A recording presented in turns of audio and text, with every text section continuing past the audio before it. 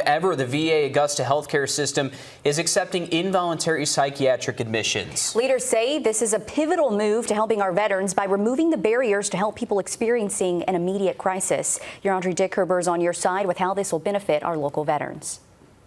The VA says they're seeing an increase in demand for services and that they're doing everything they can to expand their mental health resources, something they say is needed in our area.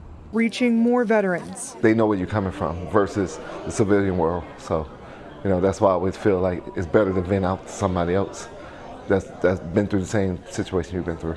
By continuing to offer services. Mental health crisis can kind of come at any time. And expanding them. There's a lot of stigma surrounding mental health, but it's just like physical health. You want to take care of yourself, you want to go to your doctor, you want to get those checkups, and the same thing for mental health. Now they're accepting involuntary psychiatric admissions, giving them the same care as those admitted voluntarily. There's a significant population who need pretty urgent mental health care, but are not always willing at that moment to get it. And this gives us the opportunity to keep those veterans in VA care, even if there's a situation where we have to legally hold somebody and get them the mental health care they need. And we don't have to send them out to the community anymore. Wanting to help veterans have access to what they need locally. We expect that adding this service will probably also lead to an increase in veterans staying here locally and getting enrolled in care at an outpatient. Allowing them to better serve those who have served us. Just for my sake, it's because I just want to make sure I get a better life and make sure